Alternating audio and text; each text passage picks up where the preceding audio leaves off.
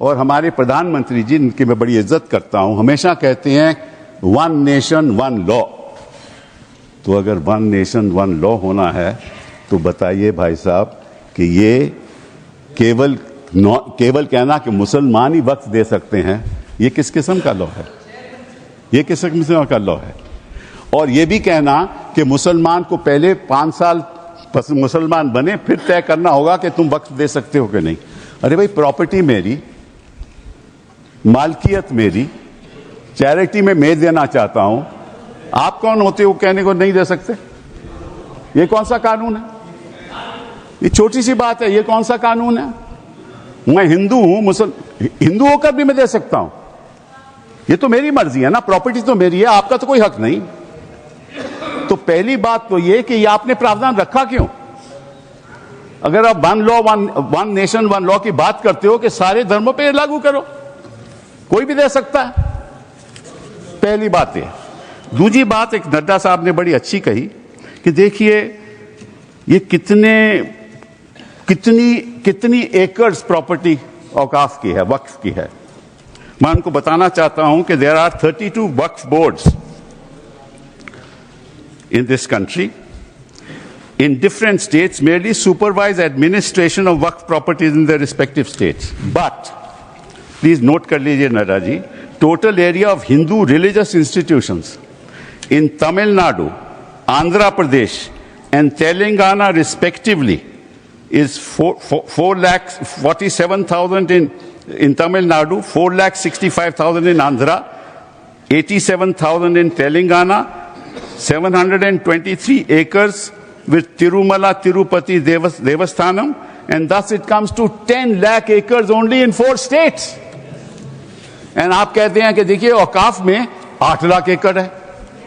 अरे भैया, आपके हिंदू टेम्पल्स में भी इतनी संपत्ति है, वहां आप क्या कर रहे हो?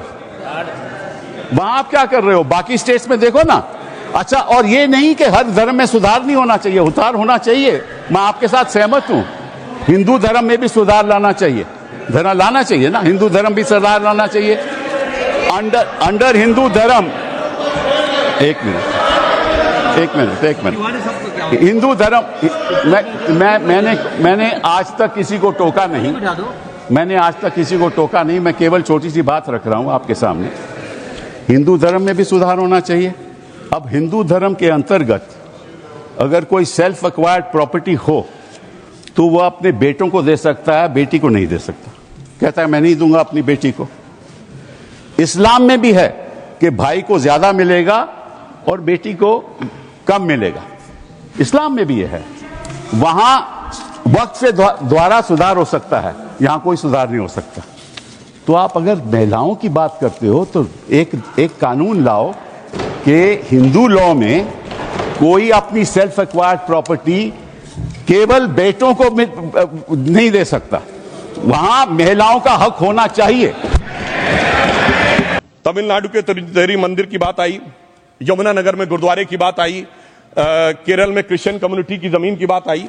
बहुत सारे लोग प्लेसेस ऑफ वर्शिप के एक्ट की बात करते हैं, तो as per places of worship act Tamil Nadu का मंदिर का तो स्टेटस नहीं चेंज हो सकता भाई। 15 अगस्त 47 के बाद किसी प्लेस ऑफ वर्शिप का स्टेटस नहीं चेंज हो सकता, तो वक्फ बोर्ड को क्लेम फॉरफिट कर देना चाहिए, because it is in contrast to the places of worship act.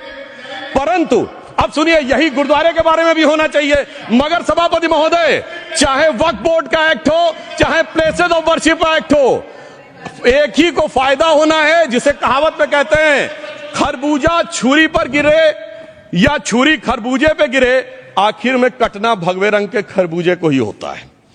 अब मैं यह भी बताना चाहता हूं कि इन संपत्तियों के द्वारा जो कुछ हुआ, उन्होंने इतनी चीजों को लिया है। एक पुराना उर्दू का शेर है कि मिटे नामियों के निशान कैसे कैसे, और ये जमीन खा गई आसमां कैसे कैसे।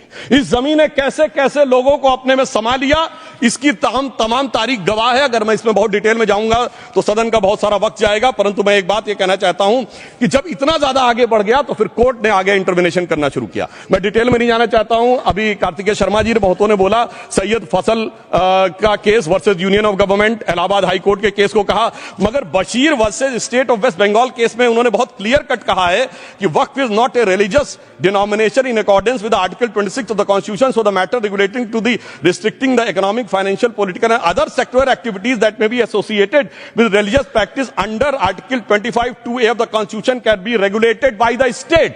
तो मुझे लगता है अब इसके बाद कोई किंतु परंतु का स्कोप नहीं रह जाना चाहिए।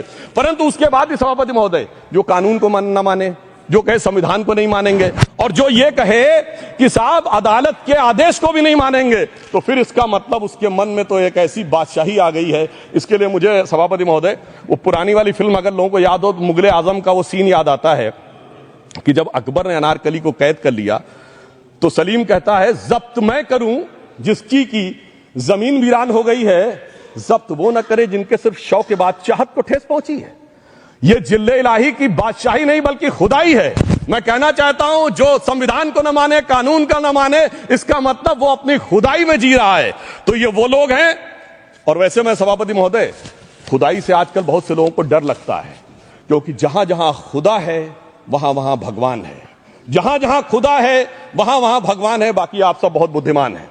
अब मैं ये भी बात कहना चाहता हूं, और वैसे आखिर में उस अनारकली को कैद से छुड़ाने के लिए सलीम का एक हिंदू साथी दुर्जन सिंह ही आया था। मैं कह सकता हूं कि वक्फ की इस मुकद्दस जमीन को अगर कैद करके रखा है तो उन चंद लोगों ने जिनके दिमाग आज भी उन चीजों में भरे हुए हैं कि कोई समझता हम तो किसी जमाने में हुक्मराने वक्त थे, कोई कहता हुजूर नवाब थे, कोई कहता बादशाह आलमगीर थे, कोई कहता है बादशाह गाजी जिंदा पीर थे।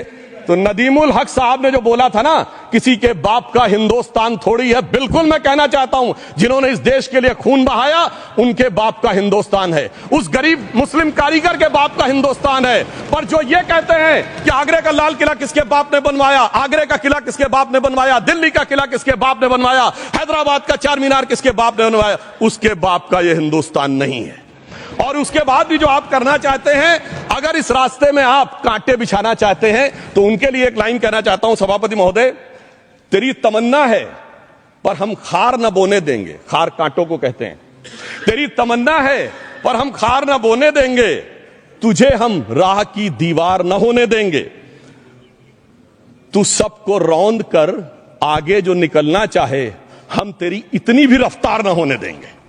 और इसीलिए हमारी सरकार ने इस विषय के ऊपर एक सही और सटीक प्रयोग करने का प्रयास किया है। मैं दूसरी बात यह भी बताना चाहता हूं, हमारे डीएमके के तिरुचि शिवाजी ने अनायास अकारण यह बात बोली थी कि उस समय जब जिन्ना का उल्लेख करते हुए उन्होंने कहा कि पार्टीशन के समय, तो मैं उनके सुलभ संज्ञान के लिए बता देता हूं, 1946 की कॉन्स्टिट्यूएंट असेंबली में मद्रास प्रेसिडेंसी में 30 आउट ऑफ 30 सीट जो थी वो मुस्लिम लीग ने जीती थी विद 95% ऑफ वोट्स, और एक भी मुस्लिम वहां के बाद बाहर नहीं गया।